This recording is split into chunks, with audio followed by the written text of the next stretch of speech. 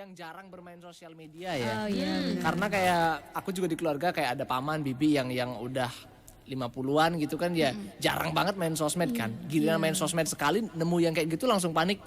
Ih, kok ini udah ada gini ya gitu ya. Nah, jadi ribut deh gitu.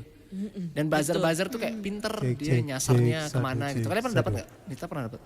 Satu, cek. Belum. Sari? Pernah sih waktu ini, tapi ya karena kami gengsi gitu, Cek, ya satu, pasti ini cek, orang satu. belum pasti juga ya udah lewatin aja gitu. Asik. Tes satu, tes. Terus bikin nggak outfit cek ke TPS? 1, 2, 3 cek. 3, 2, 1, cek.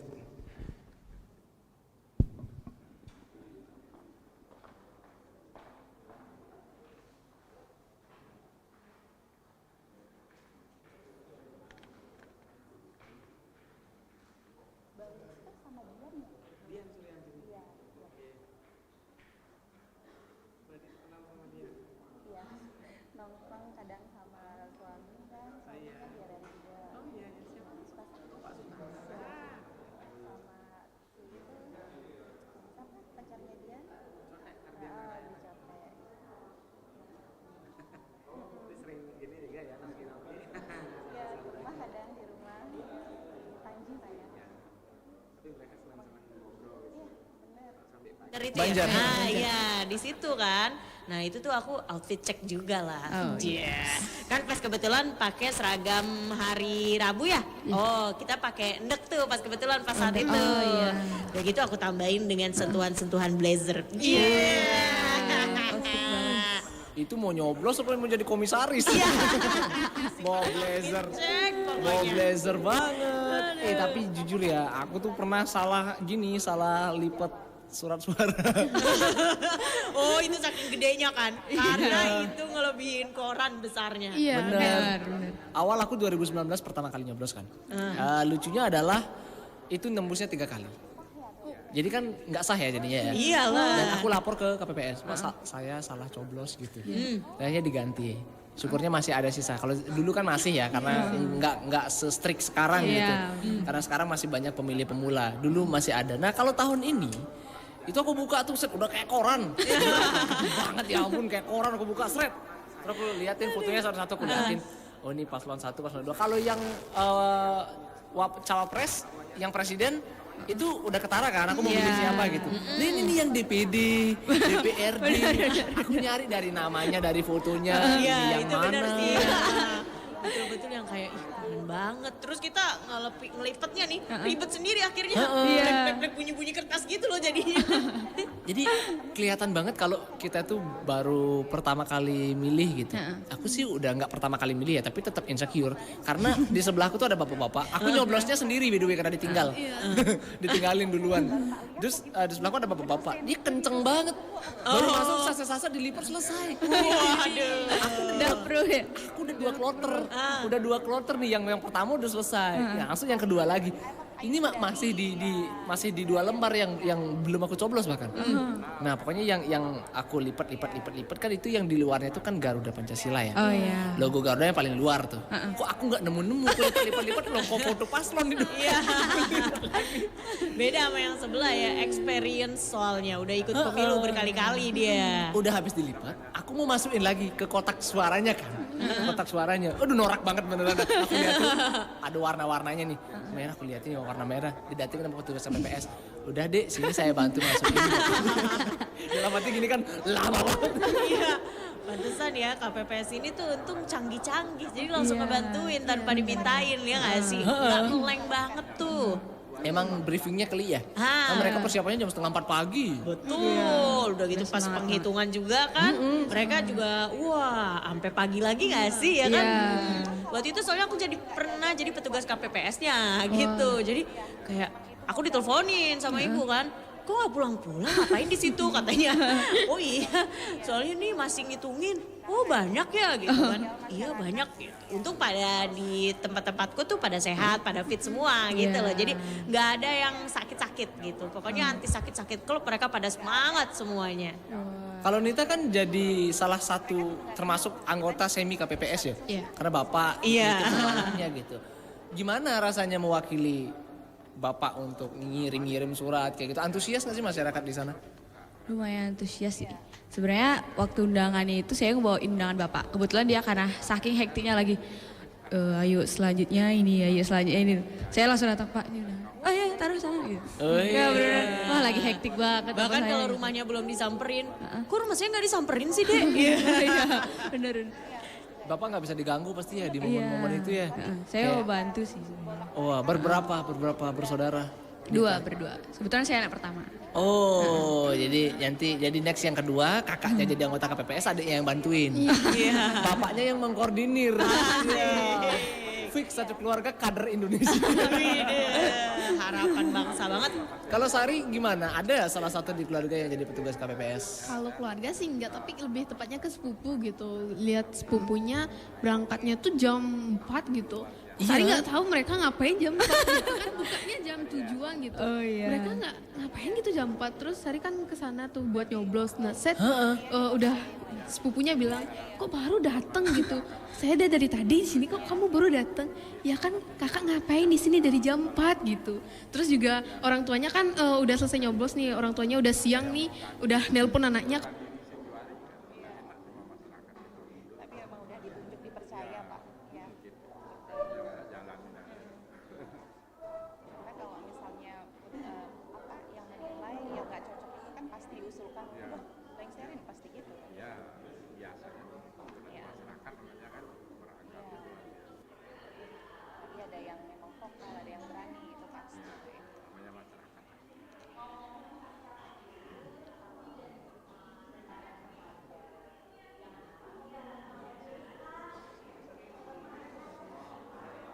Soalnya di sini mulainya jam 9.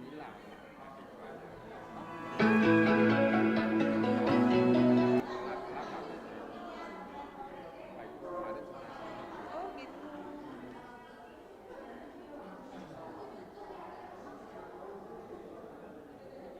Kalau di sebelahnya Pak Suwardi itu siapa dosen juga? Pak dosen. Wakil dua ya, bidang keluarga. Oh,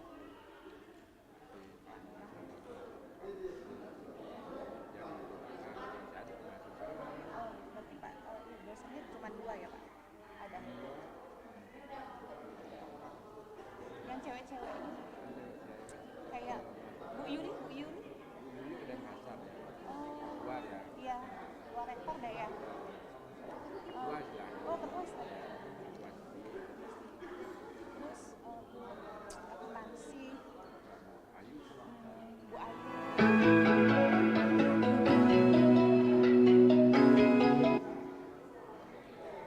Terus siapa lagi?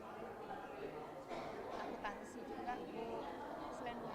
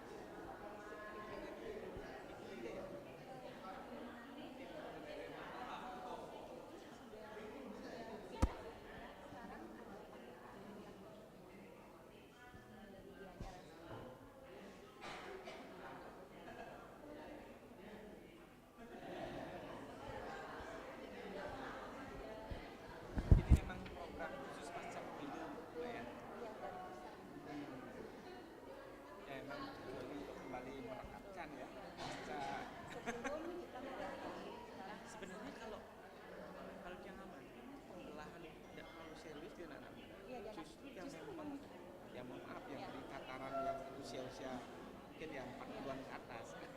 Berarti masuk ke milenial itu ya?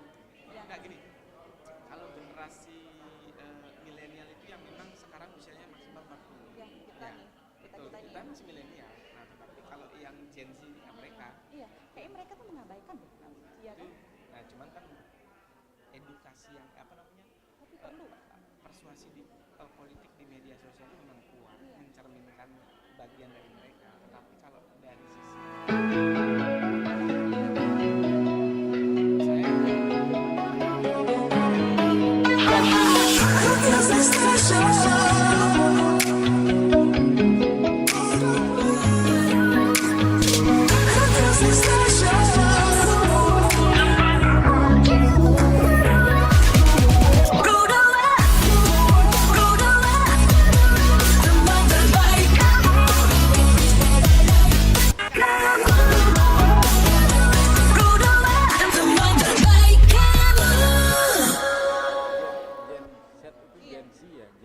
Gen Z, kalau misalnya kita Indonesia, generasi Z boleh. Gen Z boleh. Kalau mau Selamat pagi teman Pro 2 dari Singaraja, pemirsa YouTube dan undangan lainnya. Selamat datang dan terima kasih telah bergabung dalam dialog luar studio pasca pemilu langsung dari Gedung Nakula Sahadewa Auditorium Ratini Gorda Kampus Tie Satya Dharma Singaraja.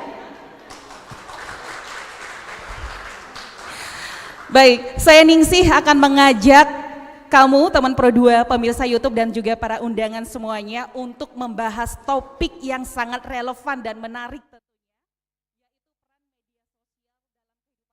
generasi muda pasca pemilu 2024. Nah, sebagai bagian dari generasi yang terhubung secara digital, tentunya kita semua sudah menyaksikan ya bagaimana media sosial sudah menjadi platform utama bagi diskusi politik, kemudian informasi dan juga mobilitas politik. Tapi apa sih sebenarnya begitu dampak setelah berakhirnya proses pemilu ini? Bagaimana generasi muda menggunakan media sosial untuk mengekspresikan pandangan politik mereka?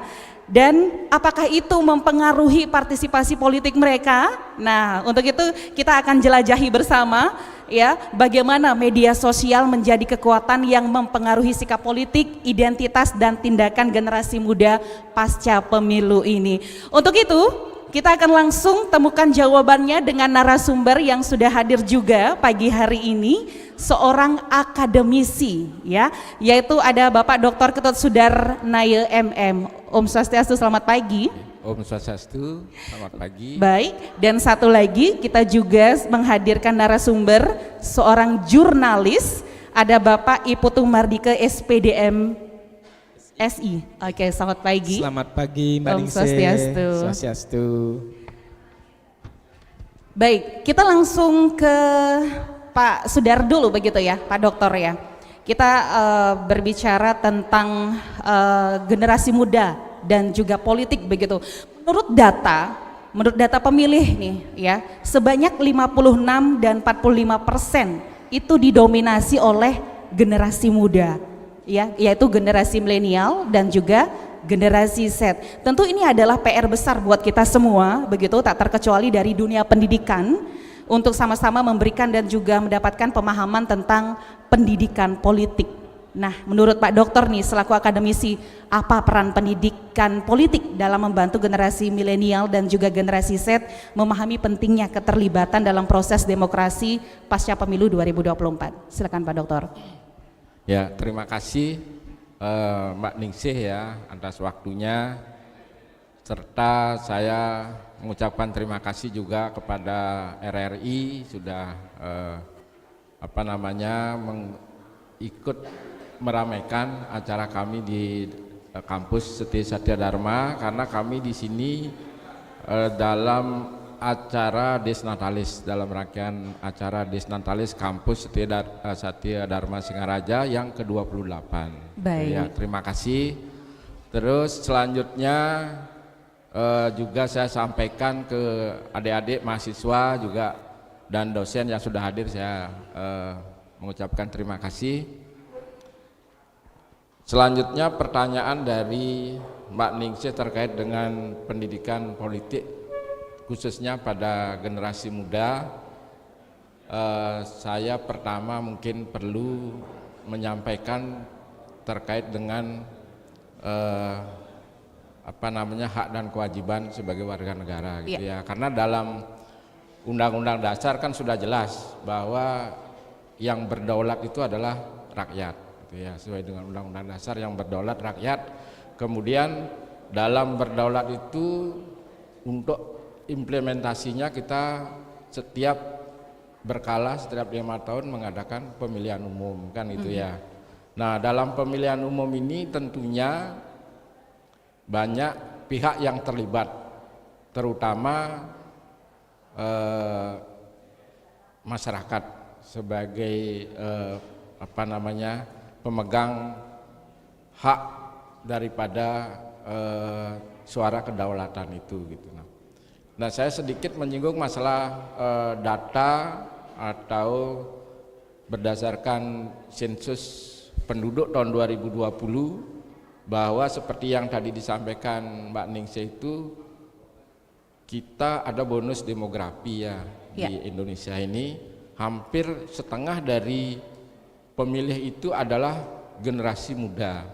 Yang disebut dengan generasi muda ini mungkin maksimal umurnya hampir 40 lah ya, 40 tahun. Jadi kalau saya lihat dari data sensus penduduk tahun 2020 bahwa generasi yang umurnya hampir 40 antara 24 dan 39 tahun itu disebut dengan generasi milenial.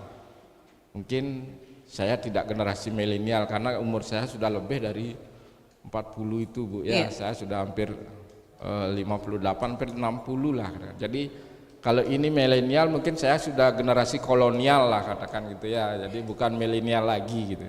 Nah, kemudian ada generasi Z atau Gen Z. Nah, ini yang umur antara 18 sampai 23 tahun. Kurang lebih ya adik-adik mahasiswa ini sekarang yang terkategori generasi Z atau Gen Z ini. Kalau dilihat dari persentasenya ternyata angkanya cukup luar biasa gitu ya, hampir setengah dari penduduk kita di Indonesia ini adalah isinya generasi dari Gen Z dan milenial ini. Kalau Gen Z itu 27,94%, kemudian milenial ada 25,87%. Jadi luar biasa.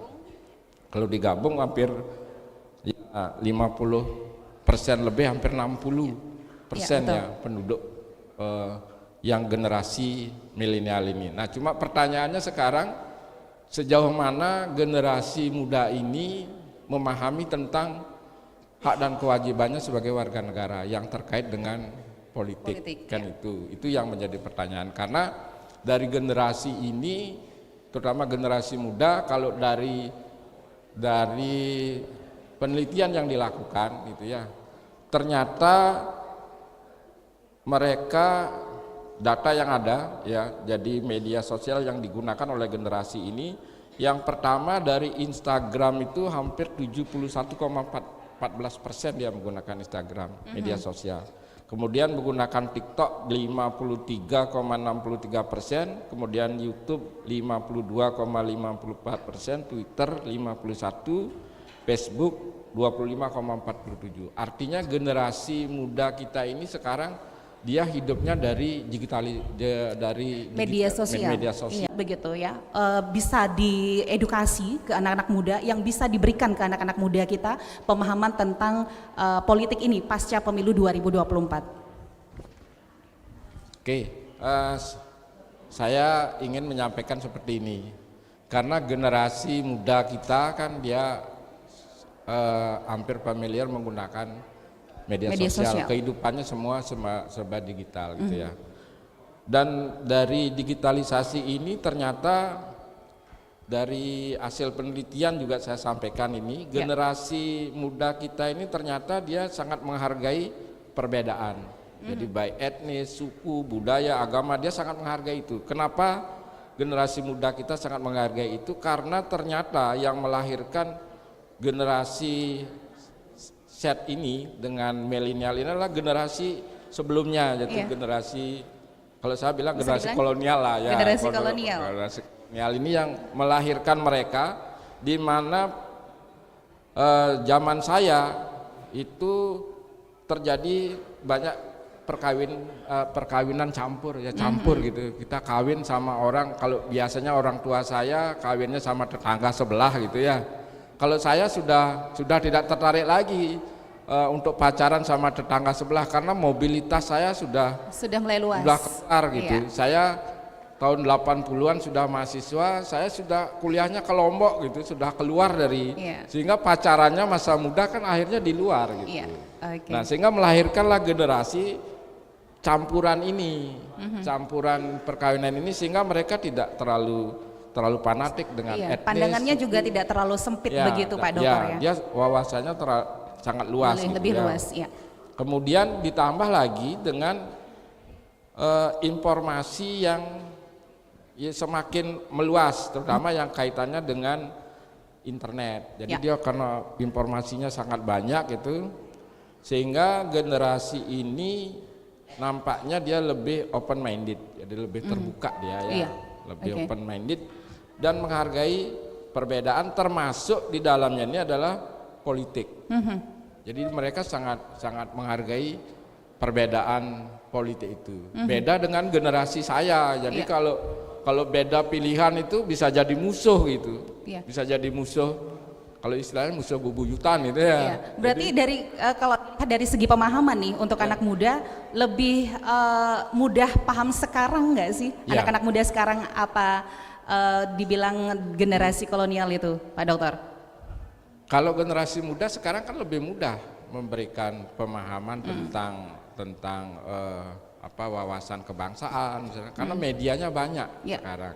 Kalau dulu zaman saya kan memobilisasi orang tuh kan sulitnya luar biasa gitu kan. Kalau sekarang media sudah terlalu banyak dan mereka sangat familiar dengan media yang ada ini gitu. Sehingga sangat mudah sebenarnya. Caranya sekarang konten-konten yang diunggah di media itulah yang menjadi sekarang pertanyaan. Karena masih banyak yang hoax itu gitu. Mereka pahami yang hoax itu, wah benar ini loh. Ini begini gitu kan. Nah, itu artinya apa nih yang harus dititik beratkan ya kepada anak-anak muda tentang pemahaman politik ini, Pak Dokter? Yang pertama, mereka harus membangun kesadaran dulu. Kesadaran sebagai warga negara itu dulu. Karena bangsa ini ke depan akan ditentukan oleh generasi mudanya gitu. Kalau saya kan sudah menunggu saja kan gitu ya. Lagi 10-20 tahun sudah habis dah masa kontraknya gitu. Tapi adik-adik yang milenial dan generasi Z ini kan dia akan melanjutkan semua itu. Gitu. Sehingga yang pertama harus diperhatikan adalah membangun kesadaran dulu sebagai warga negara, karena kesadaran itulah mereka akan paham tentang hak dan kewajibannya sebagai warga. Karena dengan begitu, karena kualitas demokrasi itu salah satu indikator pengukurnya itu kan partisipasi. Kalau mereka tidak terbangun kesadarannya, terus bagaimana demokrasi ini bisa hidup subur di Indonesia kalau generasi yang akan mendukung ini mereka tidak punya kesadaran untuk membangun. Karena semakin berkualitas demokrasi itu apabila partisipasi masyarakat itu semakin tinggi gitu kan. Kan gitu ceritanya ya. Sehingga untuk bisa membangun partisipasi, kesadaran dari generasi muda ini harus dibangun. Oke, baik. Saya ya. Iya, tentu masih banyak lagi ya pemahaman-pemahaman yang harus diberatkan kepada anak muda kita tentang politik begitu ya.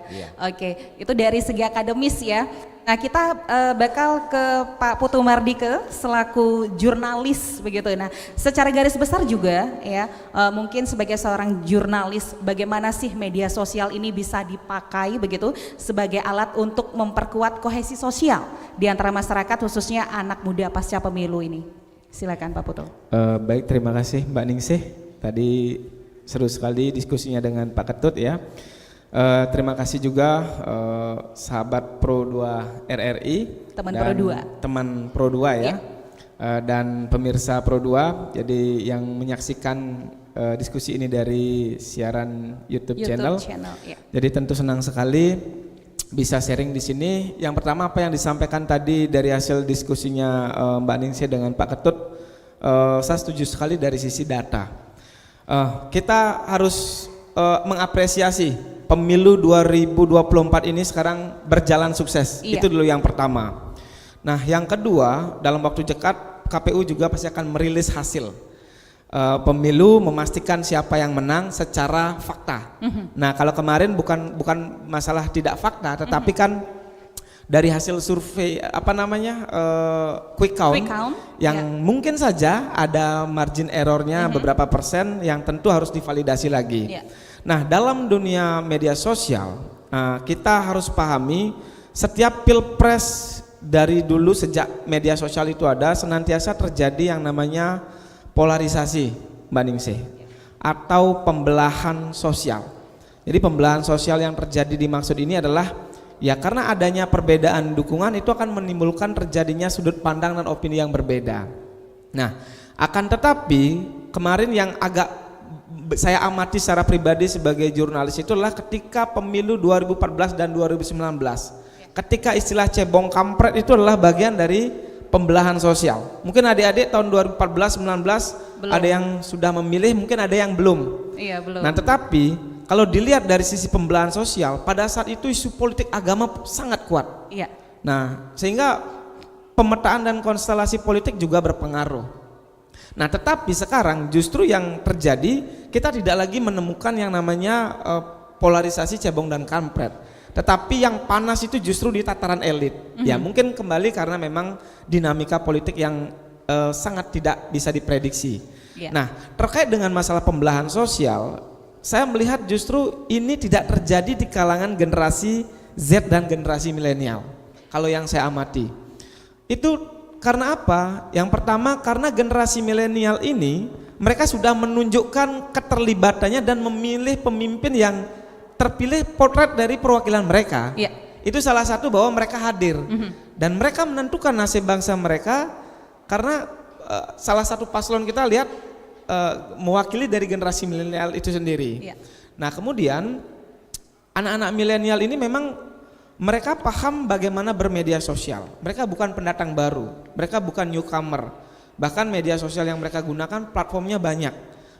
Sekarang jarang sekali ada punya Instagram satu. Bahkan ada yang pakai second account bahkan 2, bahkan 3, khusus Instagram jualan, khusus Instagram bermedia sosial. Nah, fakta ini. Iya, betul. Nah, kemudian yang terjadi adalah mereka generasi muda saat ini tidak, kalau dibilang apatis tidak, mereka mengikuti, tetapi mereka tidak terlalu baper. Kenapa tidak terlalu baper? Karena bagi anak-anak generasi milenial sekarang politik itu masih ranahnya orang tua. Nah, tetapi sekarang meskipun kita ketahui bersama sudah ada partai yang membranding bagaimana partai anak muda. Nah, cuman yang jadi persoalan adalah generasi milenial dan generasi Z mereka terlibat tetapi tidak terlalu baper. Artinya datang memilih lalu pulang. Dan tidak terlalu terlibat dalam hiruk pikuk ketika calonnya kalah misalnya dia akan terlalu keluar-keluar di media sosial. Nah, justru mohon maaf yang terjadi saat ini adalah memang yang newcomer yang sebagian besar mungkin adalah generasi tua yang bermedsosnya mungkin terlalu baper melihat hasil pilpres. Nah, di samping itu juga masih pola-pola berpolitik diwarisi dari era-era orde baru. Nah, sehingga kita melihat bagaimana ketika di Buleleng tahun 99 kan dinamika politik sangat luar biasa sehingga aksi vandalisme pernah terjadi. Begitu ada calon kalah, aksi bakar-bakaran. Dan sekarang Astungkare hal itu tidak terjadi lagi karena masyarakat sudah melek. Dan sebagian besar mereka mendominasi. Hanya saja karena yang sedikit itu banyak berbicara di media sosial, ditambah lagi opini digosok, sehingga terkesan pembelahan sosial masih ada. Inilah tugas dari adik-adik generasi milenial. Khususnya ketika mereka berada di lingkungan keluarga, jika melihat kondisi itu mereka harus segera menanggapi bahwa Ya tentu sekarang tidak hanya orang tua yang menasihati anak kecil, tetapi anak kecil lah balik menasihati generasi yang lebih tua. yang duluan. Jadi mungkin bisa, mohon maaf Bapak Ibu, jangan terlalu baper dengan hasil pemilu misalnya.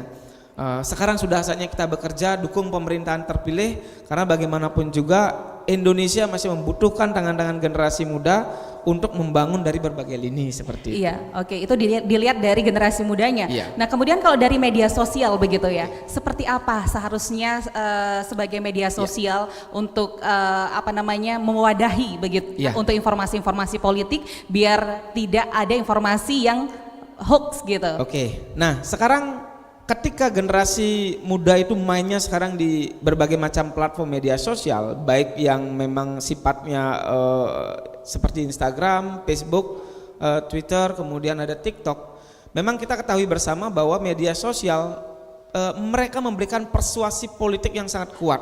Banyak yang memutuskan memilih paslon berdasarkan referensi di TikTok misalnya, referensi di Instagram. Nah, tetapi kita pahami edukasi politik tidak terjadi di media sosial. Nah, maka dari itu melihat fenomena ini, semestinya media sosial itu harus digunakan untuk merekatkan ibaratnya seperti lem perekat pasca kita terjadinya pemilu kemarin, dengan harapan agar sudut pandang masalah perbedaan politik, perbedaan ideologi dalam berpolitik, termasuk perbedaan pilihan, itu gapnya tidak semakin melebar, sehingga tidak semakin meruncing. Nah, disinilah peran anak-anak muda ketika memang melihat fenomena itu di media sosial, mereka bisa ikut andil untuk memberikan atau meredam diskusi yang panas yang memang saling menyudutkan. Nah, selama ini kan yang sekarang sedang berkembang adalah ada opini atau isu yang ingin menolak hasil pemilu misalnya, atau ingin menghasut agar masyarakat yang calonnya kalah menolak hasil pemilu. Itu kan sebenarnya cara-cara yang sudah sangat tidak relevan dan tentu akan menambah daftar panjang bangsa ini mengalami gangguan gara-gara masalah perbedaan politik. Dan kalau sampai itu terjadi, yang rugi kita sendiri. Melakukan aksi vandalisme, sedangkan uang yang kita bayar dari pajak itu harus digunakan lagi untuk memperbaiki itu. Kan tentu yang semestinya digunakan untuk sektor yang lebih produktif, yang pembangunan yang yang lebih merata, justru lagi dialihkan untuk hal-hal yang melakukan aksi kekerasan. Nah, inilah yang harus kita lakukan. Udah pasti jadi anak muda paham. inilah karena secara populasi mereka hampir 113 juta Mbak Ningsih. Data KPU tahun 2023 kemarin ya terkait dengan jumlah pemilih tetap di Indonesia itu 113 juta itu adalah gabungan dari generasi milenial dan generasi Z. Jadi 65% data itu adalah diisi oleh anak-anak muda.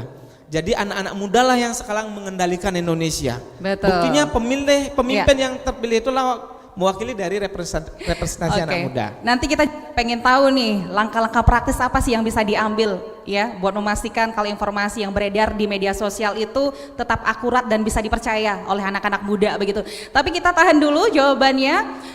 Siapa yang mau hadiah? Nah, ya, sudah ada nih. Emang boleh nih dosen minta hadiah? Mahasiswa dulu yang mau bertanya, kita kasih kesempatan, silakan. Iya, silakan. Wah, ini anak muda keren nih ya. Cek, baik. Perkenalkan, nama saya Kadek Tirta Yasa. Di sini saya izin bertanya kepada kedua narasumber, apakah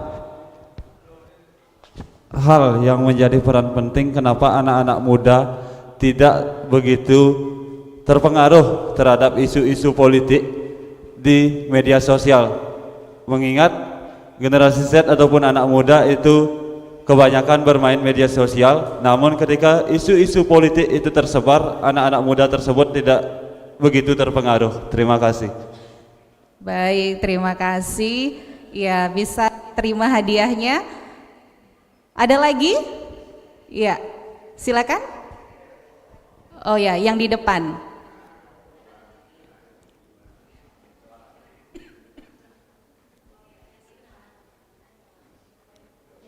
Ya, silakan namanya dulu. Sebelumnya terima kasih atas kesempatan yang diberikan kepada saya. Pertama perkenalkan, nama saya Kade Intan Diastuti, saya dari jurusan Double Degree semester 2. Jadi izin bertanya Bapak atau Ibu, pada saat adanya pemilihan, baik itu pemilu serempak maupun pemilihan lainnya, ada beberapa generasi muda yang melakukan golput. Jadi bagaimana cara untuk mengurangi golput tersebut? Sekian dari pertanyaan saya, terima kasih. Iya, gimana 2 pertanyaan dulu? Oke, kita ke Pak Dokter dulu ya. Pertanyaan pertama. Nah, padahal ini media sosial sangat bisa diakses oleh anak muda, ya apalagi tentang politik begitu ya. Nah, kenapa anak-anak muda itu nggak terlalu terpengaruh dengan hal itu, Pak Dokter? Silakan. Ya, terima kasih. Jadi pertanyaan dari Saudara Tirta ini adalah Ketua BEM di Setia Satya Dharma. Ya, terima kasih atas pertanyaan yang pertama. Memang menarik ini karena kenyataannya memang seperti itu. Jadi mereka mudah mengakses media sosial, tapi mereka tidak tertarik justru dengan konten-konten yang berbau politik gitu kan. Nah, ini memang tugas dari kita atau pemerintah lah katakan di sini, atau yang terkait dengan pelaksanaan pemilu, yaitu ya KPU, ya mungkin ada pemerintah di situ, ada masyarakat lah pada umumnya gitu. Harus seperti tadi saya katakan, jadi kualitas demokrasi itu kan diukur dari partisipasi. Jadi kalau misalnya seperti sekarang kenyataannya generasi muda ada konten tapi mereka tidak tertarik, berarti kesadaran belum ada di situ kan. Karena kesadaran itu yang menyebabkan adanya keterlibatan. Kalau mereka tidak sadar, mereka tidak akan terlibat, dan tidak terlibat berarti tidak akan berpartisipasi mereka. Tidak kan sadar itu. akan kewajiban Ya, sebagai tidak warga sadar. negara, Nah, begitu bisa ini yang dibilang, Pak perlu Dokter. ada pendidikan politiknya di masyarakat. Karena masyarakat kita ini, ya apalagi generasi saya gitu ya, ngomong politik itu tabu sekali, takut sama politik. Karena kita trauma politik memang sebelumnya gitu. Karena saya lahir di tahun 65, di tahun perang saudara lah katakan gitu ya. Saya lahir di tahun 65. Jadi tahun 65 itu luar biasa yang terjadi. Dan itu orang tua saya itu takut sampai ngomong, misalnya kamu bergabung ke partai nanti bahaya loh ini takut ya. Nah, sehingga bagaimana sekarang kita memberikan pendidikan politik ini ke generasi muda kita, karena mereka kan tidak mengalami seperti generasi sebelumnya, tapi mereka tidak dapat pendidikan tentang bagaimana sebaiknya mengelola negara, karena yang berdaulat sekarang itu kan rakyat. Rakyat termasuk mereka sendiri yang akan berdaulat dan yang akan melanjutkan dari negara ini gitu. Kalau generasi mudanya tidak aware lah katakannya dengan isu-isu politik, karena gini, dari data saya lihat generasi muda yang terlibat di dalam terutama politik formal itu sangat sedikit. Bisa dihitung lah yang terlibat. Seperti tadi Pak Putu bilang, yang terlibat kan generasi yang sudah sekarang dulu, di atas 60 semua itu. Yang jadi DPR, yang jadi semua di atas 60 kan yang terlibat itu. Generasi mudanya berarti ini perlu wadah sebenarnya untuk membangun kesadaran mereka ini gitu. Perlu wadah. Karena kalau dari penelitian itu yang bagus itu sebenarnya ada volunteer ya, ada semacam media ya, mereka sebagai volunteer di dalam membangun partisipasi politik masyarakat itu. Itu yang sudah berhasil di beberapa, sudah diteliti lah itu ya. Iya, Pak Dokter, apakah dengan tidak merasa terpengaruhnya anak muda begitu ya, meskipun mereka ini mudah mengakses media sosial ya, tidak terpengaruh dengan politik, apakah itu sudah kuat menandakan kalau anak muda itu nggak sadar tentang politik? Ya, mereka pemahamannya mungkin tidak seperti generasi sebelumnya, karena terus terang kalau kita bicara pemilu dan politik yang ada di dalamnya, kalau dilihat dari karakteristik dari generasi kita itu dia pragmatis ya, Mbak Ningsih ya. Pragmatis itu artinya gini, saya melakukan ini terus saya dapat apa gitu. Itu yang terjadi. Sehingga semakin suburlah politik uang itu, mohon maaf ya, semakin subur. Jadi orang kalau mau Dapat masuk imbalan? masuk ke kekuasaan, mereka harus berhitung dulu secara finansial gitu kan. Biarpun tidak punya modal sosial, kadang-kadang kan modal politik itu kan ada modal intelektual, ada modal sosial, dan ada modal finansial yang terakhir ini, yang harus ada itu. Baik. Kalau saya ngelapis terus lagi jadi calon, ya Nggak bisa masalah naik begitu. nanti ketemu masalah pasti.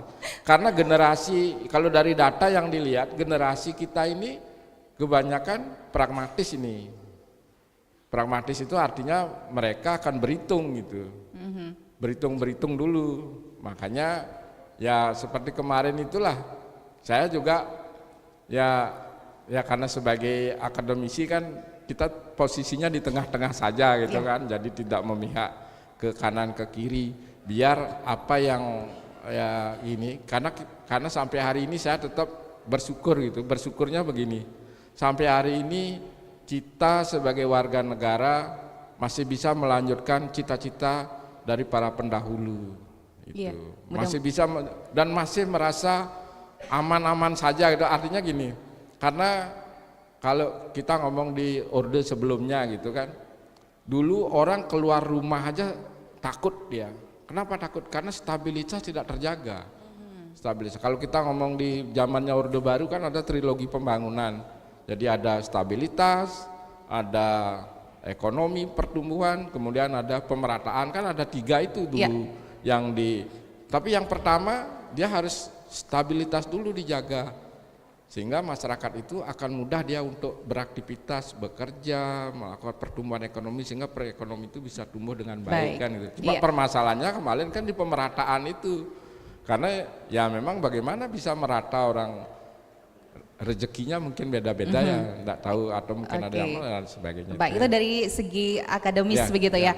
Nah, kita ke Pak Putu nih. Dari segi jurnalis seperti apa nih? Kok banyak? Bisa nggak sih dilempar kembali ke anak-anak muda pertanyaannya, kenapa? Emang belum sadar nggak sih gitu ya? Jadi pertanyaannya bisa dikatakan fenomenal ya. Kenapa fenomenal? Karena memang mereka sebenarnya sudah menjawab sendiri mengapa mereka tidak tertarik. Nah, kita ketahui bersama, kalau generasi muda itu tertariknya kepada hal-hal yang sifatnya budaya populer seperti itu. Apapun yang populer, kalau urusan partai politik misalnya, mereka tidak ada kecenderungan kedekatan secara ideologis dengan partai-partai tertentu. Karena apa? Memang ini salah satu tugas dari parpol juga untuk melakukan sosialisasi, edukasi dan pendidikan politik. Nah, ketidaktertarikan itu ditambah lagi dengan literasi politik yang semakin rendah.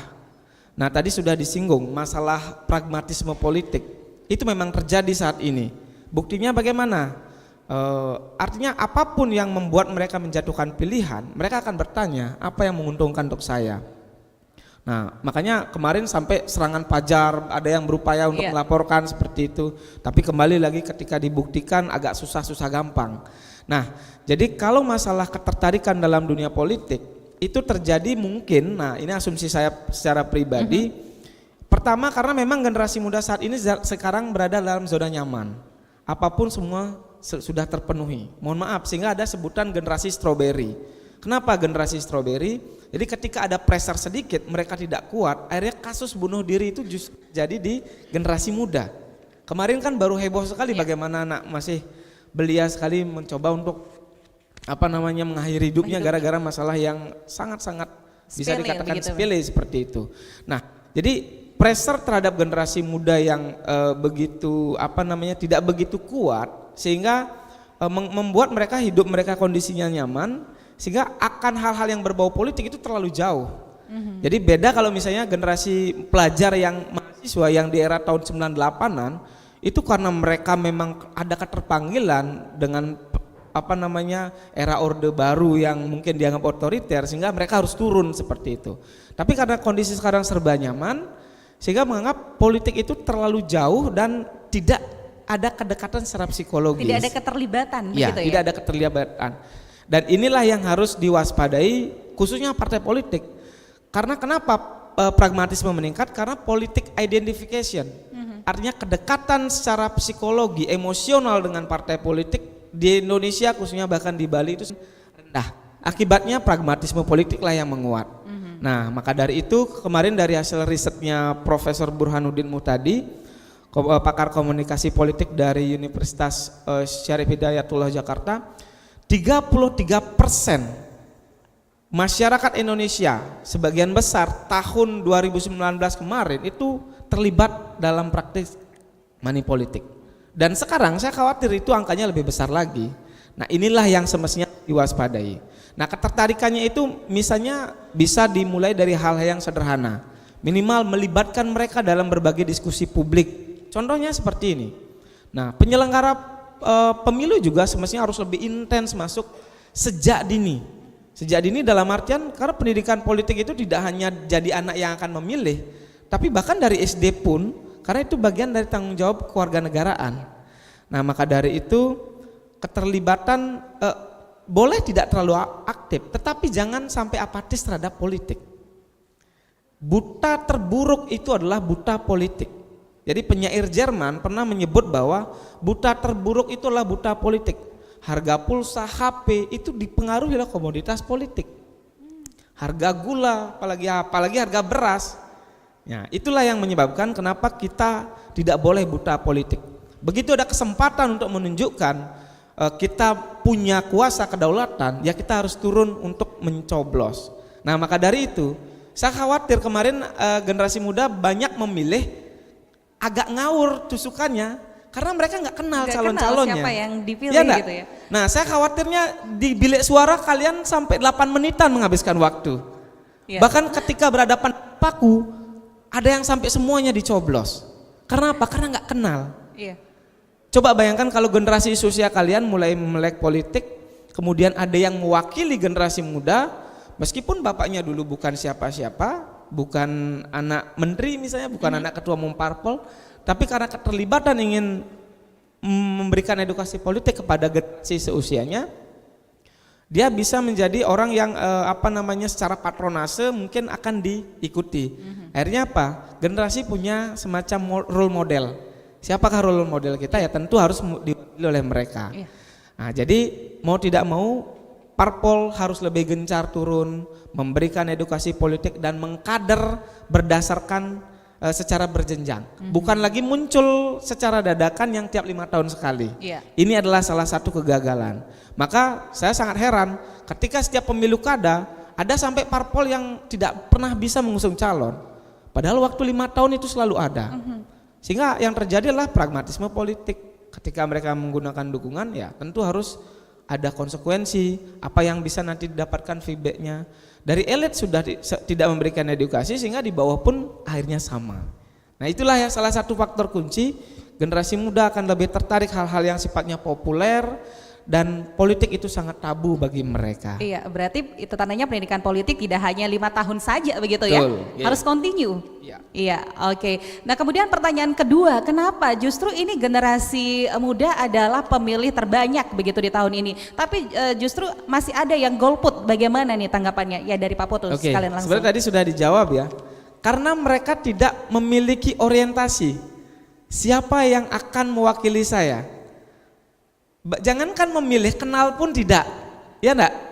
Nah, kemarin ketika saya dapat waktu untuk menyalurkan hak suara, rata-rata orang yang berada di TPS itu ada yang sampai 10 menit. Iya.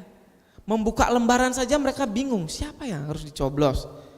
Jadi mungkin kalau pemilihan presiden, karena calonnya hanya 3, kita masih sudah lebih gampang, paham. iya. Tapi yang di calon DPRD tingkat kabupaten, yang dapilnya dipilih melalui kecamatan, banyak yang tidak tahu. Sampai akhirnya ada yang mencoblos dan ada tulisan sing meragatang jet ketel gitu misalnya. Karena apa? Karena apatisme yang tingginya, tidak ada manfaat bagi mereka. Des beli pulsa, beli pedidi begitu. Nah, inilah yang harus memang kita waspadai. Kalau misalnya ingin memberikan edukasi, calon yang akan berkontestasi juga punya tanggung jawab moral untuk terjun ke masyarakat. Iya. Tapi hal-hal pengalaman yang seperti tadi Pak Putu sebutkan pastinya tidak perlu dicontoh oleh anak-anak muda. Semestinya itu tidak boleh, karena bagaimanapun juga mereka punya kekuatan untuk menentukan siapa yang mewakili mereka. Satu suara itu menentukan nasib bangsa. Betul, satu suara sangat menentukan. Bahkan kemarin ada kasus, ini yang menarik sekali di Sukosade, ada kasus caleg yang suaranya kembar. Nah, akhirnya yang terjadi adalah, karena memang di KPU ada klausul kalau ada calon caleg yang kembar suaranya sama, misalnya sama 100 suara, siapa yang menang kalah kan susah ditentukan. Jadi jika yang berkontestasi suaranya sama itu pria dan wanita, maka yang wanita berhak mendapatkan. Karena itu bagian dari emansipasi. Jadi bersyukurlah bagi Wanita, para cewek-cewek. gadis-gadis ya. Aplaus dulu.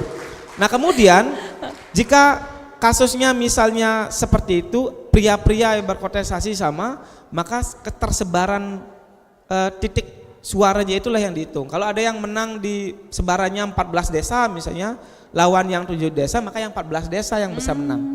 Meskipun dia sama suaranya sama. Nah itu menandakan bahwa satu suara sangat berarti. Jadi jangan menganggap suara kita tidak penting, dan ya jangan berpikir suara uang caleg tidak akan bisa menghidupi kita 5 tahun. Tapi suara kita bisa menghidupi caleg selama 5 tahun, kan ada yang begitu. Itu benar-benar ya tentu sangat pragmatis. Maka dari itu kalau mereka memiliki kedekatan secara psikologi dengan parpol, berapapun dibayar untuk mencoblos dia nggak akan tertarik. Jadi kemarin saya tidak membayangkan kalau semua seperti itu pragmatis, berapa uang yang beredar, tapi dalam kontestasi ini tentu bukan itu yang diharapkan. Karena pemimpin yang dihasilkan adalah pemimpin yang memang benar lahir dari rahim masyarakat yang memang punya tanggung jawab moral. Kalau transaksional sekarang dia dipilih karena merasa sudah membeli, besok ada jalan rusak, tidak akan ada yang mencoba untuk membantu menyuarakan ke eksekutif seperti itu. Oke, baik. Nah itu dari pandangan Pak Putu ya selaku jurnalis. Kemudian sependapat gak sih dengan Pak Putu, ternyata anak-anak muda ini banyak juga yang masih golput karena memang tidak ada keterlibatan begitu dengan partai politik. Silakan Pak Dokter. Ya, saya sepakat dengan Pak Putu tadi ya. Kenapa golput itu masih saja ada? Karena dari data yang ada hampir 20%. Jadi tingkat partisipasi di mana-mana itu kalau dihitung dari pemilu ke pemilu, dari pemilu sebelumnya juga pemilu hari ini juga sama, kurang lebih 20-25% yang tidak hadir gitu, berarti yang golput katakan seperti itu. Nah sekarang yang menjadi pertanyaan, yang golput ini kemana ini kan gitu, apa mereka tidak mau memilih atau mereka masuk DPT atau masuk daftar pemilih itu double, misalnya dia sudah kawin ke Karangasem gitu, misalnya dia di situ masuk juga, di sini masuk juga gitu kan, bisa saja juga terjadi. Artinya perlu ada validasi data yang mungkin yang lebih valid lah, bisa menjawab tingkat golput ini. Tuh, karena sampai hari ini juga data yang digunakan itu kan data sebelumnya yang oleh Dukcapil itu datanya kan, bukan data. Nah, di Dukcapil itu kan ada yang sudah meninggal, ada yang sudah kawin keluar daerah dan lain sebagainya, tapi masuk sebagai pemilih gitu kan, masuk di DPT pemilih itu, sehingga tidak mungkin mereka sudah mati terus datang uling suargan mai lakar milih kan, tidak mungkin kan, berarti otomatis hilang suaranya, berarti golput. Nah ini datanya juga tidak terjawab. Di samping juga tadi dari awal juga Pak Putu juga sudah menyampaikan bahwa yang dibangun itu adalah bagaimana membangun keterlibatan generasi muda, terutama terhadap partai-partai politik yang ada, itu yang penting gitu. Partai-partai politik sampai hari ini kesulitan sekali merekrut generasi muda untuk aktif di partai politik, sulit sekali. Jangankan masuk partai politik, jadi saksi aja, jadi saksi, nyari saksi itu ya. Misalkan pemilu nih, nyari saksi, wih susahnya luar biasa. Dulu kan dia dapat uang loh jadi saksi. Generasi muda banyak yang enggak mau jadi saksi gitu, karena mereka mungkin lebih asik dengan dunianya mereka, karena mereka seperti tadi disampaikan sudah nyaman gitu. Di zona nyaman mereka sekarang ini. Sampai di rumah mau bikin kopi bade, mau makan nasi bade kan gitu. Iya. Jadi sudah nyaman. Iya. Saya Dan juga sonanya tidak sudah- mempengaruhi dirinya sendiri tidak begitu ya. mempengaruhi. Dia datang tidak datang nggak Nggak ada masalah begitu ya. Makanya inilah yang sekarang di sistem rekrutmennya ini, terutama di partai politik, kita harapkan bisa ada generasi muda bisa direkrut. Bagaimana caranya ya sekarang tergantung dari para konsultan ini bisa membuat mereka tertarik gitu dulu. Iya. Tertarik masuk ke Untuk terlibat ya, ke karena politik. untuk terlibat, karena dengan tidak terlibat tadi itu mereka kan tidak kenal siapa yang mewakili mereka gitu. Iya. Tidak kenal, karena tidak kenal ya semua aja coblos biar adil kan gitu menurut dia mungkin. Tapi kan kalau semua dicoblos kan suaranya tidak sah. Iya. Berarti masalah sebenarnya itu gitu. Sama aja dengan golput. Ngapain datang kok semua dicoblos gitu kan? Akhirnya enggak ada, ya karena mereka enggak ada pengaruh bagi mereka gitu. Iya. Di pikirannya mereka. Oke. Tapi sebenarnya itu pemilih itu adalah suara pemilih itu adalah kan dibilang suara Tuhan. Artinya suara Tuhan itu, yang dimaksud Tuhan itu adalah yang menentukan gitu ya. Yang menentukan nasib kita itu sebenarnya ya Tuhan itu yang Iya, menentukan gitu. betul. Bukan biarpun sampai jungkir balik Anda bekerja tapi sama sekali tidak paham tentang ketuhanan itu, yang ada hasil sama aja gitu kan. Makanya di dalam pemilu itu suara pemilih itu adalah dikatakan suara Tuhan karena dia sangat menentukan nasib selanjutnya gitu Mas. Iya, Ya. betul Pak Dokter. Dan aku yakin nih, Ningsih yakin buat anak-anak setia ya, mahasiswa semuanya sudah pada menyalurkan hak suaranya? Sudah yakin? Berarti udah sadar begitu ya akan hak dan kewajibannya sebagai warga negara. Oke, aplaus untuk kita semuanya. Baik, kita lanjutkan lagi nih obrolannya mengenai media sosial lagi nih kepada Pak Putu ya selaku jurnalis.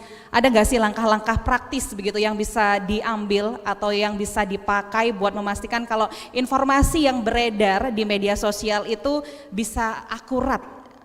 Ya. Oke, jadi sebenarnya kalau dalam dunia media sosial itu ada 3 hal yang harus diwaspadai Mbak Ningsih dan adik-adik mahasiswa. Yang pertama ada misinformasi, kemudian disinformasi dan ada malinformasi. Kalau ada misinformasi, nah biasanya mereka generasi yang suka bermain media sosial. Jadi ada yang tahu, mereka tidak tahu ada informasi itu keliru, tapi mereka membagikan. Nah itu memang mis. Nah kemudian ada disinformasi. Mereka tahu itu salah, tapi mereka membagikan. Kemudian ada malinformasi. Mereka tahu itu salah, mereka memodifikasi dan mereka membagikan dengan tujuan-tujuan tertentu. Nah, langkah-langkah apa yang harus dilakukan? Nah tentu, pertama kalau semua sudah paham, informasi dari manapun jika sumbernya tidak jelas, tolong agar berhenti di kita. Adik-adik yang menggunakan medsos cukup berhenti di kita, jangan lagi share. Itu langkah pertama. Kemudian seandainya itu di-share dan itu sampai menjangkiti orang-orang terdekat di kita, mohon diberikan edukasi. Bahwa pastikan jika informasi itu tidak benar, sumbernya tidak jelas, maka tolong jangan langsung di-share ulang, lagi. Kemudian saring sebelum sharing lah istilahnya. Nah jadi memfiltrasi segala informasi yang masuk, karena sekarang eranya bukan lagi mendapatkan informasi tetapi tsunami informasi. Pagi-pagi adik-adik tidak akan pernah meminta dijejali dengan link berita di media sosial, tapi kita sudah dapat. Beda dengan tahun 90-an ketika sumber media sosial itu hanya lewat koran, radio dan televisi. Bahkan yang koran bahkan rela mengeluarkan uang untuk membeli. Tuh. Sekarang berapa orang sih yang mau berlangganan koran? Ada nggak di sini? Ada. Paling mencari koran gara-gara disuruh cari tugas clipping. Iya. Itu pun koran yang biasanya dibungkus untuk Banten dipakai biasanya, nggak beli lagi. Nah, tetapi yang terjadi sekarang mereka dijejali informasi dan mereka tidak siap sehingga mereka mengabaikan. Nah, yang saya sayangkan di media sosial, yang di info-infoan itu loh, yang di Instagram, info A, info B, info C, mereka itu bukan jurnalisme warga, mereka bukan melaksanakan kerja jurnalistik, tapi mereka hanya menyebarluaskan informasi, bukan berita. Berarti itu tandanya belum tentu informasi itu benar. Ya, betul, belum tentu terverifikasi dan tervalidasi. Nah, saya sering tekankan beda berita dan beda informasi. Kalau informasi itu belum tentu kebenarannya, karena bisa didapat dari siapa saja yang menghembuskan, tinggal diamplifikasi, diviralkan, dan orang tahu banyak, seolah-olah itu menjadi kebenaran. Jadi ingat, di media sosial ada istilah kebenaran baru, adik-adik. Mereka mengabaikan fakta, apapun opini yang viral itu dianggap kebenaran baru.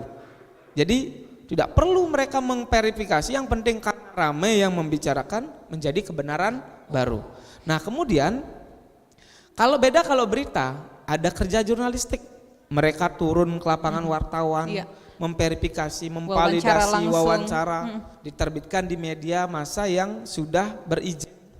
Nah, tetapi hal itu kalah dengan media-media sosial yang hanya memanfaatkan info-info dan hanya men-screenshot cuplikan judul berita. Mereka tidak tahu isinya. Akhirnya yang terjadi apa?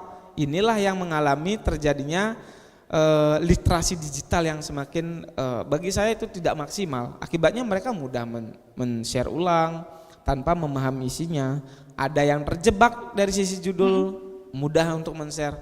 Nah, akibatnya ya tentu virus yang namanya virtual atau viral itu semakin ramai orang membicarakan meskipun itu tidak benar. Nah, langkah ketiga bahwa kita harus pahami dampak hoax itu luar biasa. Tahun 2017 ketika Pilkada DKI, Ahok di demo besar-besaran misalnya, negara rugi hampir 2,5 triliun untuk biaya pengamanan. Bayangkan kalau dana itu dianggarkan untuk membangun pendidikan, itu gara-gara kata menggunakannya itu dihilangkan, sehingga jangan dibohongi dengan ini gitu. Padahal kata menggunakan dihilangkan oleh pelaku Buniani, kita masih ingat itu. Jadi negara rugi 2,5 triliun untuk pengamanan demo yang berjilid-jilid.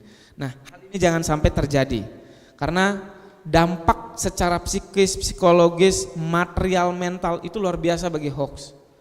Sampai ada yang menghoaxkan orang yang masih hidup dikatakan meninggal. Ini kan luar biasa sebenarnya. Entah apa tujuannya, tetapi pelaku itu ingin mendapatkan manfaat tertentu. Maka dari itu, apalagi yang berkaitan politik, karena bangsa ini dibangun dari berbagai macam ras, etnis, suku, dan dari darah orang Muslim, Hindu, Buddha, Kristen. Jangan sampai adik-adik mengadu domba lewat jempol. Ini yang harus kalian waspadai. Jadi hoax jangan sampai mengendalikan kita, kitalah yang harus mengendalikan hoax. Bantu mengklarifikasi setiap isu yang beredar, jika itu salah segera sampaikan kepada orang-orang terdekat. Jangan sampai mereka terpancing, dan tentu ikut memverifikasi berdasarkan berbagai macam fakta.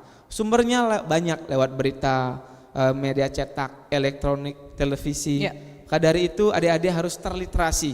Jangan sampai justru pendidikan tinggi tetapi HP-nya smart, kita yang tidak smart. Jadi seperti itu. Oke, baik.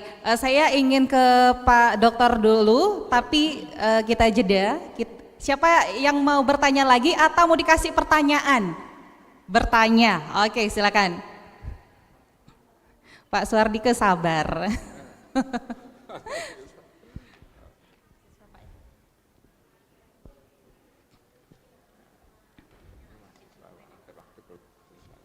Ya, sebutkan nama. Baik, perkenalkan nama saya Putu Masilda Wedeanti dari jurusan Manajemen Regular Suri semester 4. Pertanyaan saya, zaman sekarang sih kan banyak penggunaan media sosial itu sangat berpengaruh dalam politik di Indonesia, dan banyak anak muda zaman sekarang yang memilih calon pemimpin hanya berdasarkan konten di media sosial, bukan berdasarkan visi dari misi dari calon pemimpin. Bagaimana tanggapan Bapak dan Ibu terkait hal tersebut? Terima kasih. Oke, terima kasih. Silakan diambil hadiahnya. Iya, bisa ditanggapi langsung mungkin dari siapa? Pak Dokter dulu. Oke, silakan. Ya, terima kasih Mbak Ningsih. Jadi pertanyaannya ini medsos dengan pilihannya, Iya. dengan pilihannya. Saya karena ya orang kampus lah katakannya, saya harus melihat data dulu seperti apa sih sebenarnya kondisi dari generasi kita terkait dengan menjatuhkan pilihan itu gitu ya. Yang selanjutnya sebentar saya lihat dulu nih mana. Baik. Karena memang tidak bisa dipungkiri media sosial itu juga banyak banget yang ngasih informasi-informasi tentang visi dan misi dari pasangan calon, begitu Pak Dokter ya? Ya, pasti karena gini, kenyataannya kan yang menang itu sekarang kan yang memang mereka menggunakan media sosial sebagai kampanyenya gitu ya. Itu kenyataannya karena seperti Pak Putu tadi bilang memang ini generasi muda kita ini memang mereka sudah sangat familiar, kehidupannya sangat tergantung dengan media sosialnya atau dengan HP lah katakan. Contohnya gini, kalau mereka ketinggalan HP-nya gitu ya, seperti hilang jiwanya karena medsos ini kan sebenarnya dia sudah masuk ke dalam sudah jiwa, menyatu. ya sudah menyatu. Dia disebut dengan napas kehidupan dari generasi muda ini kan sebenarnya ini. Iya, lebih penting HP daripada dompet. Ya, Iya. dompetnya ketinggalan mungkin ya nanti aja ambil. Tapi kalau HP, wah harus balik karena ada data, ada semua ada di situ. Iya. Hidupnya itu ada di HP itu sebenarnya gitu loh. Sehingga dari kandidat kemarin itu yang dia menggunakan media sosial memang banyak yang terpilih gitu, banyak yang terpilih. Kemudian saya sedikit karena ini mana sih?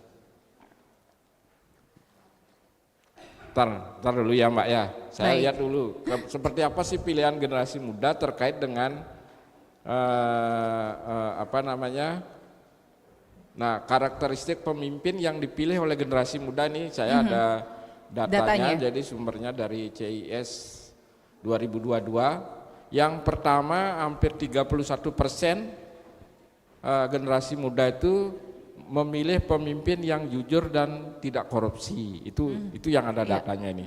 Kemudian 15% itu yang berprestasi saat memimpin. Kemudian 13% merakyat dan sederhana, berarti harus dekat dengan rakyat mereka. Kemudian 12% harus berwibawa, cakap, cerdas, dan ini yang terakhir sebenarnya taat beragama kecil sekali, cuma 2, sekian persen. Artinya pilihan itu mereka lakukan terhadap pemimpin itu yang pertama mereka melihat dari kejujuran dan tidak korupsinya. korupsi. Itu yang penting. Artinya membangun kredibilitas pemimpin itu mungkin dari situ, dengan mereka mendapat kepercayaan dari masyarakat itu. Itu kira-kira. Baik. Ya. Itu menurut Pak Dokter. Kalau Pak Putu gimana nih Pak Putu? Terkait dengan kenapa media sosial disasar ya? Iya. Ya tentu ada pemetaan tertentu. Yang pertama karena memang generasi muda mainnya sekarang di media sosial. Penetrasi internet di Indonesia dari data Asosiasi Pengguna Jaringan Internet Indonesia itu hampir 87% tahun 2023. Jadi sekarang kan rata-rata orang satu orang itu tidak megang satu HP, ada 2 HP. Bayangkan itu, dari sumber informasinya masuk dari berbagai lini. Nah, tentu partai politik atau peserta kontestasi pemilu mereka akan membaca bahwa ini potensi yang low cost high impact, murah meriah. Bayangkan, ini sebagai contoh, kemarin ada caleg di Desa Tejakula dari Desa Tembok, kebetulan teman saya juga. Beliau berkampanye tanpa menggunakan baliho. Justru beliau itu fokus bermain di ranah media sosial. Membuat video, membuat konten-konten, dan itu berhasil. Sampai lolos dengan suara nomor 2 tertinggi di Dapil Tejakula. Nah, apa yang bisa kita ambil dari sana? Sebenarnya mitos bahwa kos politik itu tinggi bisa saja terpatahkan Dengan catatan dia harus rajin, selain itu dilengkapi dengan kegiatan turun ke bawah. Bagaimana dia mendengar aspirasi dari masyarakat, turun bergaul dan sebagainya.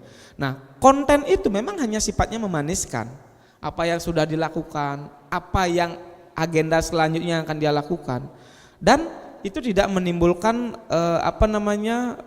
polusi karena tidak memasang baliho atau kemudian tidak membuat suasana menjadi tidak tertib, amburadul. Padahal kemarin kan hampir setiap sudut selalu ada baliho. Betul. Nah, sedangkan ketika banyak yang bermain di media sosial, kenapa kita tidak bermain di ranah itu?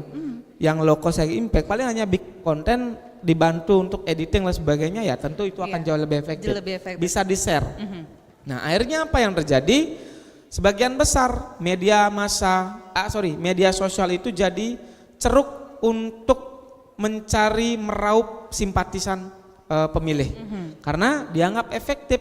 Sehingga saya bilang media sosial sukses mempersuasi pemilih, tetapi terkadang dia belum maksimal menggunakan literasi itu untuk mengedukasi politik.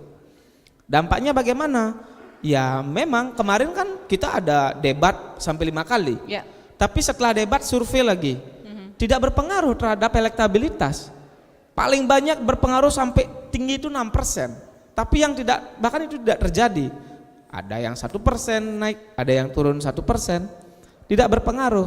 Jadi di media sosial kalau sudah mereka menjatuhkan pilihan, mereka sudah klik dari awal sampai pemilu. Akhirnya tidak ada alasan untuk berpindah pilihan karena ada kasus tertentu, tidak. Karena pemilih kita itu memang begitu suka dengan si A, dia akan terus mengawal apapun isunya karena menganggap itu adalah bumbu-bumbu politik. Biasalah dijelekkan mungkin gitu misalnya. Tidak akan peduli entahkah digoyang dengan kasus apa, karena menganggap bahwa tahun politik apapun bisa digunakan untuk melakukan black campaign. Seperti itu. Jadi media sosial menjadi platform baru yang justru memudahkan melakukan kampanye. Seperti kemarin saat COVID-19, semua calon yang berkontestasi dalam pilkada mereka mainnya di ranah-ranah media sosial. Sangat hemat dan tentu harus berstrategi agar bisa meraih simpati masyarakat. Dan pastinya ini kembali lagi ke anak-anak muda, tugas kita semuanya bagaimana kita bisa menyaring dulu seperti itu ya, bermedia sosial. Oke, saya pengen ke Pak Dokter nih, ingin bertanya ya.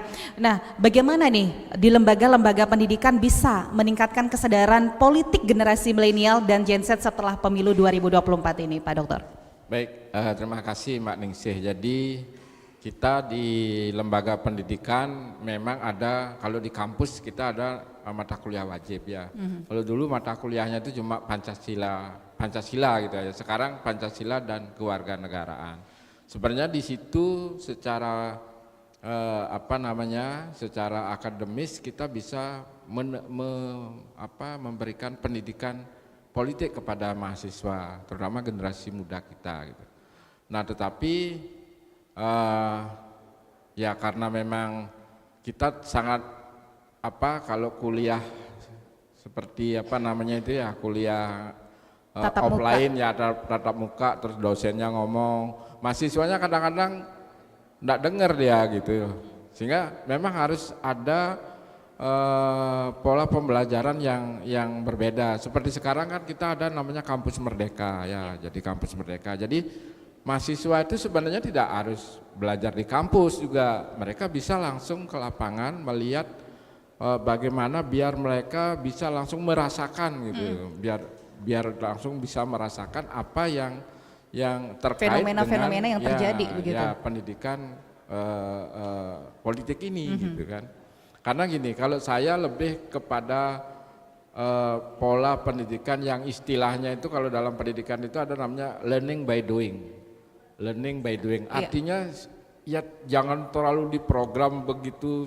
Kalau zaman saya kan diprogram, ada namanya penataran P4 itu. Kalau jadi mahasiswa pertama baru masuk itu, waktu saya mahasiswa S1 baru masuk, udah penataran P4 selama 2 minggu dari pagi sampai malam gitu. Selama 2 minggu loh itu enggak boleh datang. Kalau enggak datang enggak lulus, enggak boleh lanjut kuliah lagi gitu kan. Nah, tapi sekarang kan tidak seperti itu polanya. Mereka ini perlu memang generasi kita ini harus terlibat ya secara langsung gitu ya. Itu mungkin yang perlu ya. Iya, ya. baik, tidak hanya teori saja, tapi praktik juga harus begitu ya. Oke, kita masih ya dari Gedung Nakula Sadewa Auditorium Ratini Gorde Kampus Satya Dharma Singaraja. Ya, dan kita masih berbicara juga tentang media sosial ya dan juga anak muda ya di pasca pemilu 2024. Ya, ada yang mau hadiah lagi? Ya, siapa yang mau bertanya? Dari sisi mana dulu nih? Silakan. Siapa? Wah, banyak nih saya ngelihat dosen-dosen saya, ada Bu Eka, ya. Selamat pagi Bu Eka, Pak Ngurah juga selamat pagi. Ya, silakan namanya dulu. Baik, terima kasih. Perkenalkan saya Ketut Dia Mustakaweni, Prodi S1 Manajemen reguler pagi semester 6. Ya. Di sini saya ingin bertanya terkait media sosial. Nah, kan sekarang media sosial ini sangat kental dikaitkan dengan anak muda ya. Namun kenyataan yang saya lihat juga sebenarnya orang tua juga banyak berpengaruh dalam penggunaan media sosial di era sekarang. Mengapa demikian? Karena zaman dulu kan banyak orang tua yang tidak bisa menggunakan media sosial. Namun karena di zaman sekarang orang-orang banyak menggunakan media sosial, orang tua ikut-ikutan. Nah, itu yang menyebabkan kadang banyak hoax yang terjadi atau tersebar di media sosial.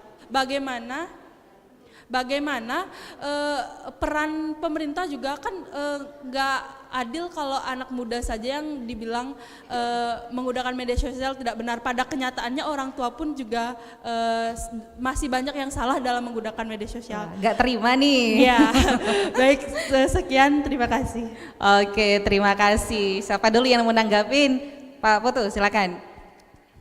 Oke, terima kasih pertanyaannya. Jadi memang selama ini siapa yang populasinya terbanyak itu yang biasanya dijadikan kambing hitam. Karena yang banyak bermedsos itu kan anak muda. Nah, kita tidak pungkiri generasi newcomer yang memang pertama kali bermain medsos itu apapun ketemu itu di-share. Jadi apapun itu menarik sekali sebenarnya.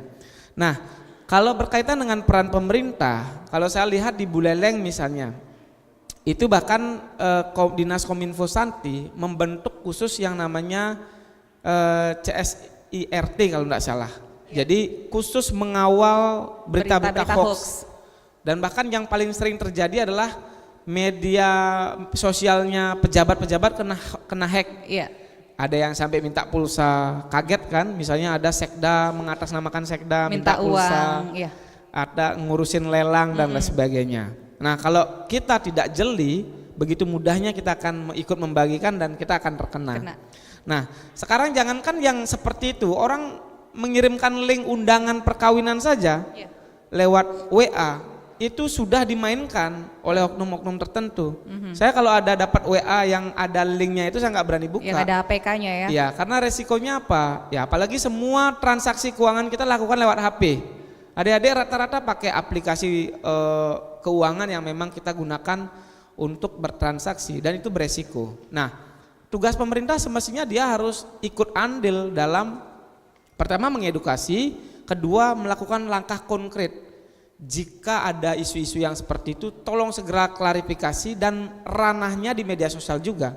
Jangan mengklarifikasi di ruang offline karena justru itu akan tidak didengar. Karena di mana hoax itu berkembang, di sanalah yang harus diklarifikasi. Sehingga medannya jelas, tempatnya jelas, sasarannya juga jelas. Nah, selain itu, saya rasa pemerintah sebenarnya sudah melakukan upaya dalam berbagai macam mencegah terjadinya praktik-praktik hoax. Nah, tentu kemarin kan tahun 2022 ada dari Kementerian Kominfo itu menggelar yang namanya literasi digital, budaya digital, etika digital, apapun itu sudah dilakukan. Dengan harapan sasarannya anak-anak muda, mereka di media sosial itu tidak hanya mengurusin masalah hoax, tapi budaya bermedia sosial juga wajib dipahami. Jangan pernah merasa menghina seseorang di medsos akan aman. Karena sekarang sudah ada UU ITE. Jadi siapapun yang melakukan body shaming kah, kemudian bullying, cyberbullying, kemudian mengancam, membuat perbuatan tidak menyenangkan, itu bisa dipidana. Karena hoax itu tidak akan bisa ditangani jika tidak ada sanksi secara hukum perdata. Maka dari itu biasanya dia akan dibuat sebagaimana mungkin agar hukumnya jelas, bukan pasal karet yang hanya dikondisikan untuk menjerat tertentu dengan momen-momen tertentu, tapi untuk semuanya. Dengan harapan agar masyarakat cerdas, kemudian paham bermedia sosial, dan menjadikan hoax ini sebagai musuh kita bersama. Jadi kalau di dunia nyata mungkin kita ada musuh bersama itu adalah narkoba misalnya, kriminalitas dan sebagainya, di media sosial pun ada hoax.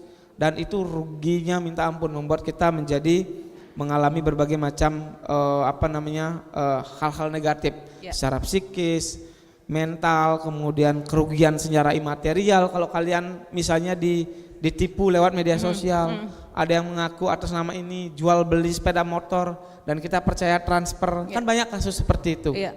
Itu juga bagian dari mereka caranya mengemas hoax. Maka dari itu itulah yang harus kita pastikan, ya tetap punya rasa waspada. Jadi bukan curiga ya, tetapi waspada. Curiga itu kan selalu biasanya diawali dari waspada. Karena takut kita kena, maka tetap harus waspada, dengan harapan jangan sampai hal-hal seperti itu justru membuat kita yang rugi. Iya, Pak Putu, meskipun sudah banyak ya strategi yang sudah dilakukan oleh pemerintah untuk mengantisipasi yang namanya hoax begitu. Nah, kenyataannya di lapangan bukan anak-anak muda ya yang menyebarkan itu, justru orang tuanya. Nah, ini sebenarnya bisa kembali lagi deh ke anak-anak muda, PR anak-anak muda yang punya orang tua lebih peduli lagi, benar gak sih Pak Putu? Oke. Betul. Jadi sepakat Pak. Jadi orang tua juga perlu pencerahan dari anak-anak muda. Karena mereka yang paham yang mana hoax, mereka cekatan melihat informasi dan mereka lebih awal taunya. Kalau orang tua kan karena sibuk bekerja, belum lagi ada acara yang memang kalau di Bali kan menyambut beraya, aktivitas mayatnya, tidak sempat terus buka HP. Begitu buka HP ada hoax, tiba-tiba di-share. Nah, karena yang jam durasi menggunakan medsosnya generasi muda lebih banyak, maka dia bisa tahu lebih awal dan bisa mengedukasi keluarga terdekatnya dan yang lebih cepat. paling dekat adalah anak-anak muda juga kan sama orang tua gitu ya. Gimana Pak Dokter, sepakat ya? Oke. Sepakat. Iya, baik. Kita akan kembali ke floor. Ada yang mau bertanya lagi? Halo, mungkin dari sesi dari dosen gimana? Oke, sudah. Baik ya. Baik, terima kasih atas waktu yang diberikan kepada saya. Sebelumnya izinkan saya memperkenalkan diri. Nama saya Imardian Rigunarta dari kelas 4B double degree semester pagi. Di sini saya mau bertanya, yang kita ketahui suasana politik di negeri kita sedang memanas. Mulai dari tidak terima dengan hasil pemilu dan ujaran kebencian di sosial media terkait politik. Nah, bagaimana cara kita memberikan edukasi pendidikan politik melalui media sosial kepada anak zaman sekarang yang tidak tertarik dengan politik dan lebih tertarik dengan hal yang lain. Sekian, terima kasih. Oke, terima kasih. Siapa dulu yang mau nanggapin? Mungkin dari sisi lembaga pendidikan begitu ya, silakan. Oke, terima kasih Mbak Ningsih. Jadi pertanyaannya tadi bagaimana memberikan mengatasi permasalahan tadi itu ya, yang informasi hoax, hoax itu yang apa namanya ujaran-ujaran kebencian gitu ya. Ini memang karena kalau dilihat dari karakteristik dari generasi muda, terutama di sini ada generasi milenial dan Gen Z ini, karakteristiknya itu kan sekarang secara psikologis saya katakan mereka lebih cepat secara mentalitas, mereka sangat rentan gitu ya, rentan terhadap hal-hal yang bersifat psikologis. Misalnya kalau mereka khawatirnya sangat tinggi nih sebenarnya generasi muda kita gitu, khawatirnya karena mereka rentan misalnya seperti tadi Pak Putu bilang ada yang bunuh diri dan lain sebagainya, seperti itu terjadi di generasi muda kita. Apalagi sekarang ditambah lagi dengan adanya berita-berita yang lebih panas lagi gitu ya kan, ini akan menambah masalah lagi di generasi kita gitu. Nah hal ini memang sebenarnya sih tugas bersama kita untuk terutama yang seperti tadi Pak Putu dapat bilang yang memanas itu sebenarnya sih di pusat gitu ya. Artinya di generasi, bukan generasi mudanya, ini yang memanas ini di generasi yang kolonial. Yang kolonial ini, karena mereka terbiasa dengan pola-pola konvensional yang mereka lakukan sebelumnya gitu kan. Nah sehingga ya bahasanya ya akhirnya seperti mungkin sampai hari ini masih belum selesai kan permasalahan politik yang terkait dengan misalnya pilpres dan lain sebagainya, belum selesai, masih ada mereka tidak merasa tidak bisa menerima hasil kan gitu kan, masih ada, sehingga ada gugatan ke Mahkamah Konstitusi gitu kan, itu yang terjadi masih karena mereka ya memang kita sadari masih seperti itu, mereka masih menggunakan pola-pola konvensional yang ada sebelumnya. Dan itu sudah tertanam dalam generasi sebelumnya gitu. Nah oleh karena itu memang sekarang untuk terkait dengan generasi muda ini seperti tadi sudah dikatakan ya, kita generasi muda harus waspada, memang itu yang penting, waspada. Karena dengan waspada itu kita akan mawas diri kan gitu ya, dengan waspada itu mawas diri. Tetapi yang saya ingin sampaikan kepada generasi muda ini, yang pertama itu dia harus mampu membangun keterlibatan sebenarnya, itu yang penting. Karena dengan keterlibatan itu, kalau dalam bahasa manajemennya kan engagement namanya, engagement itu artinya keterlibatan, dia harus terlibat di dalam itu. Kalau terlibat berarti mereka akan muncul kesadaran itu. Sehingga berita apapun yang ada, karena mereka terlibat, mereka akan tahu. Akan tahu kebenarannya dan ketidakbenarannya begitu Pak Dokter ya. Oke, gimana Pak Putu mau menanggapi? Oke, terkait dengan berita-berita atau ujaran kebencian di media sosial seperti itu. Jadi pertama ketika hate speech atau ujaran kebencian di pemilu ini kan memang intensitasnya meningkat. Mbak Ningsih dan Pak Ketut. Jadi karena apa? Karena memang mereka memiliki tujuan tertentu untuk mendowngrade calon tertentu, paslon tertentu dengan harapan agar suara atau elektabilitasnya menurun. Nah, tidak bisa dipungkiri ketika momen pemilu tingkat dari penggunaan hate speech, kemudian hoax, termasuk suara-suara sumbang yang berkaitan dengan kecurangan pemilu curang, itu intensitasnya meningkat. Nah memang ini tidak bisa dipungkiri karena memang di Indonesia kan kita masih menganggap kebebasan berpendapat itu adalah sesuatu yang biasa, sah-sah saja. Hanya saja ketika mereka menyampaikan ujaran kebencian, sifatnya mendowngrade, saya rasa memang harus ada keterlibatan dari pihak pemerintah untuk menyisir itu, dengan harapan agar tidak terjadi disparitas yang semakin melebar. Sehingga pemilu benar-benar legitimate, masyarakat bisa berdemokrasi dengan riang gembira. Karena intisari dari pemilu itu kan demokrasi, pesta itu kan harus happy, harus dirayakan dengan perasaan senang, sukacita. Betul, tidak ada pesta yang sedih kan begitu. Nah jadi saran saya memang andil dari pemerintah ini harus kuat. Bagaimana memfilter setiap, mungkin di Facebook tentu harus bisa ada kata kunci yang bisa dihilangkan ketika ada yang ingin menyampaikan kata-kata cacian makian, itu misalnya harus difilter. Kemarin kalau di Facebook sekarang kita lihat menggunakan foto-foto yang berdarah-darah sudah disensor. Tapi kenapa dengan menggunakan bahasa cacian makian sebenarnya harus bisa gitu Dan ini adalah salah satu upaya untuk mencegah terjadinya pelaku dan korban yang mengalami kata-kata makian yang di media sosial seperti itu. Ya, Jadi, oke, menarik sekali perbincangan kita dan gak terasa udah di sesi terakhir gitu ya. Oke. Tapi kalau ngomongin masalah politik gak akan habisnya. betul. Ya, apalagi namanya politik pesta demokrasi ini 5 tahun sekali begitu ya. Oke, mungkin sebagai closing statement silakan kita minta dulu dari Pak Dokter. Oke, terima kasih. Jadi closing terakhir ini ya untuk acara interaktif hari ini. Yang pertama saya menyampaikan terutama kepada generasi muda, khususnya kepada adik-adik mahasiswa saya ini semua yang hadir, yang bisa hadir. Yang pertama kita harus membangun kesadaran berpolitik ini dengan keterlibatan, sehingga dengan keterlibatan itu nanti partisipasi akan meningkat terhadap generasi muda ini.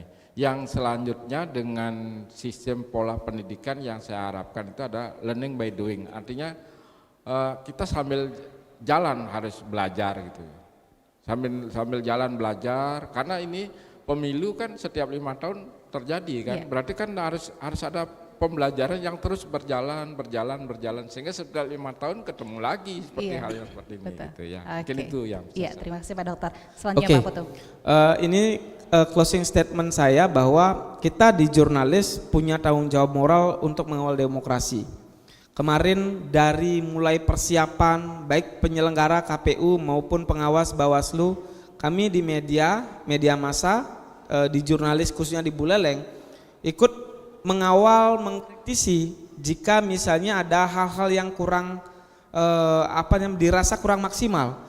Bagaimana masalah penetapan daftar pemilih tetap, kemudian pendataan, termasuk juga masalah penetapan daftar calon tetap yang akan berkontestasi, termasuk juga kesiapan logistik, masalah pindah memilih dan lain sebagainya. Termasuk kemarin di Pedawa ada pemilihan suara ulang.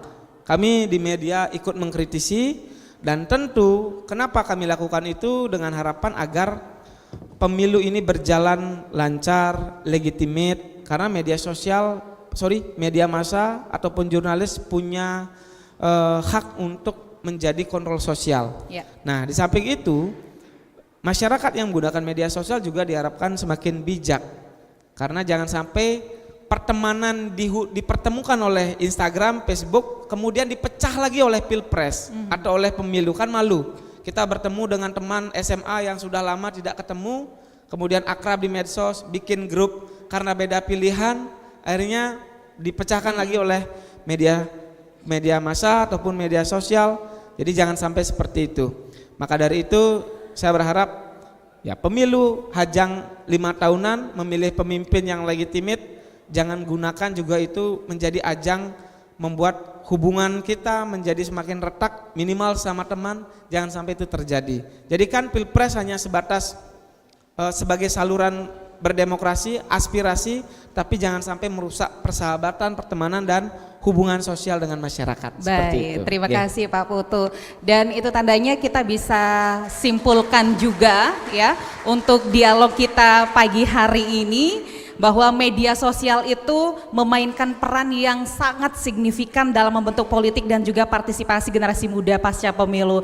Nah, dari diskusi ini juga kita bisa melihat bagaimana sih platform-platform ini menjadi wadah untuk berbagi pandangan, memobilisasi aksi politik dan juga membentuk opini publik di kalangan anak muda. Nah, tapi kita juga menyadari pentingnya kritisme terhadap informasi yang tersebar di media sosial dan juga perlunya literasi politik yang kuat di kalangan generasi muda. Yuk kita sama-sama memperhatikan bagaimana media sosial terus berubah dan mempengaruhi dinamika politik kita, serta bagaimana kita bisa memanfaatkan serta secara positif untuk memperkuat demokrasi dan keterlibatan kita sebagai anak muda. Nah, untuk itu terima kasih Pak Dokter dan juga Pak Putu ya sudah bersama kita di dialog pagi ini. Semoga kita bisa jumpa lagi di dialog selanjutnya dengan topik yang berbeda. Dari gedung Nakula Sahadewa Auditorium Ratini Gorde Kampus Tie Satya Dharma Singaraja Saningsih dan seluruh kerabat kerja yang bertugas mengucapkan selamat pagi dan sampai jumpa. Pro 2 RRI Singaraja, teman terbaik kamu, karena kita Indonesia.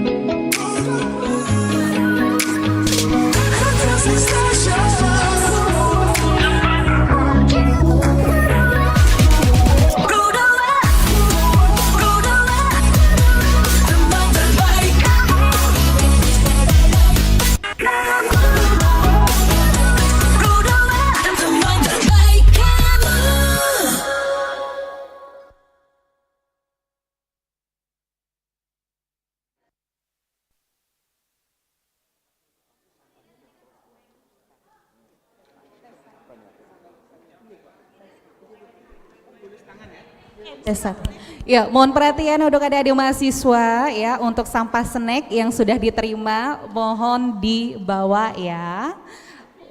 Oke, terima kasih.